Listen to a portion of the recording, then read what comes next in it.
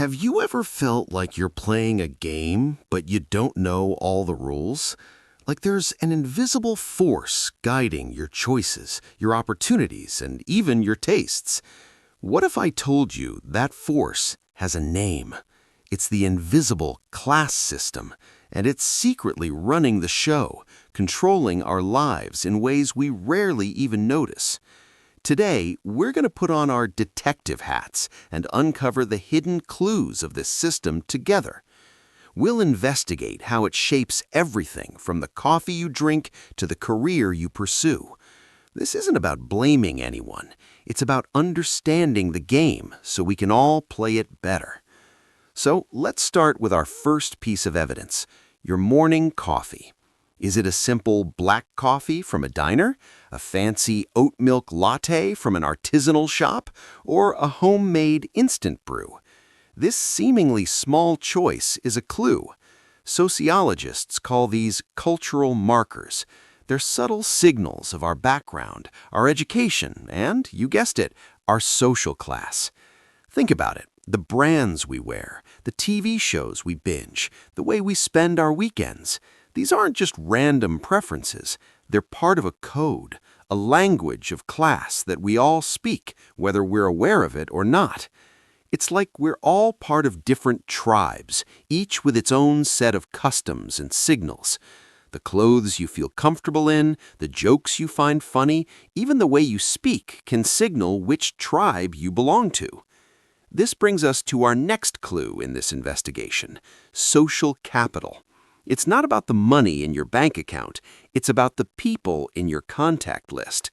As the old saying goes, it's not what you know, it's who you know. And this is where the class system really gets to work. Imagine two people with identical qualifications applying for the same job.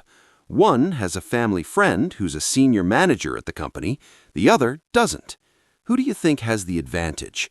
That's social capital in action. It's the network of relationships that provides access to opportunities, information, and support. This network is often built through exclusive schools, elite clubs, and family connections, environments that are, by their very nature, class-based. It's a self-perpetuating cycle where the well-connected stay well-connected, making it incredibly difficult for outsiders to break in.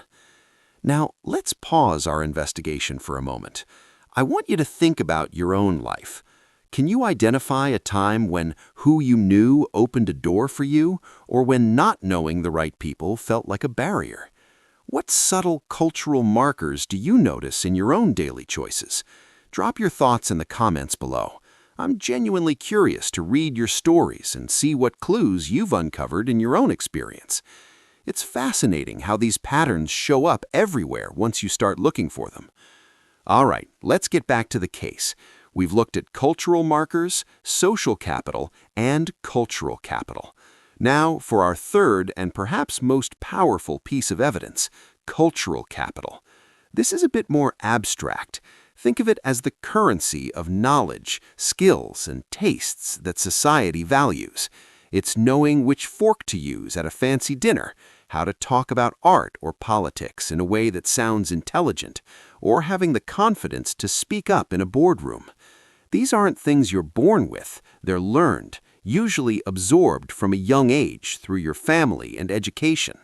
Schools in wealthier areas, for example, often have better resources, more extracurricular activities like debate club or classical music lessons, and a curriculum that cultivates this specific type of knowledge.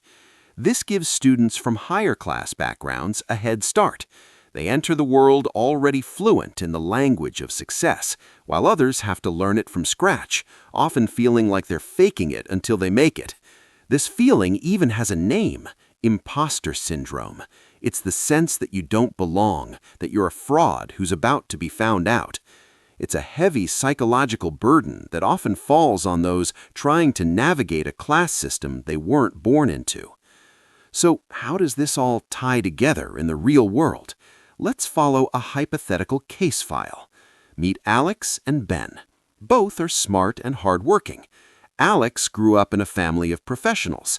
Dinners were filled with discussions about current events, vacations were spent visiting museums, and college was always the expected next step. Ben grew up in a working-class family, where the focus was on getting a good, steady job right after high school to help support the family.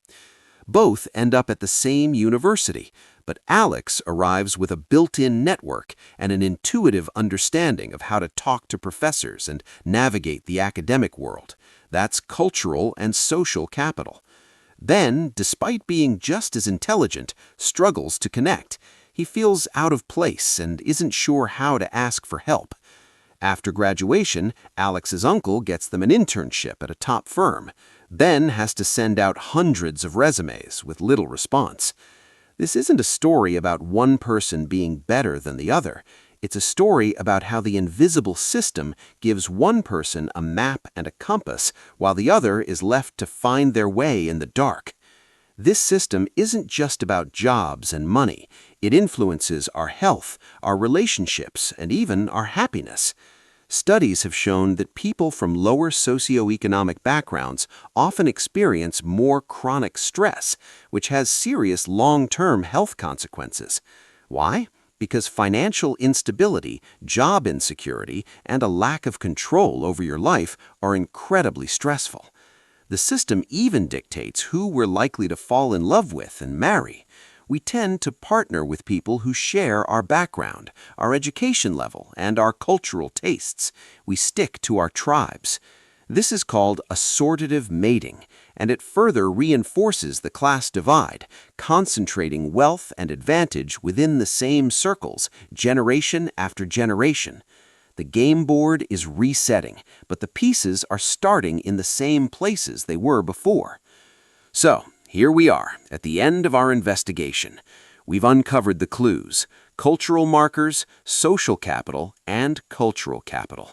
We've seen how they work together to create an invisible class system that shapes our lives in profound ways. It can feel a bit discouraging, like the game is rigged, but the first step to changing the rules is understanding them. By recognizing these invisible forces, we can start to consciously navigate them. We can mentor someone who doesn't have the same social capital. We can be more open-minded about different cultural tastes and stop judging others based on superficial markers. We can advocate for policies that create more equal opportunities in education and hiring. The point isn't to erase all differences. It's about making the game fairer for everyone. What do you think is the single biggest factor of this invisible system? Is it education, your network, or something else entirely? And more importantly, what can we do, individually and collectively, to start leveling the playing field? Share your final thoughts and theories in the comments. Let's continue this crucial conversation. Thanks for joining me on this investigation today. If you found this insightful, please like this video and subscribe for more deep dives into the hidden systems that shape our world. See you next time.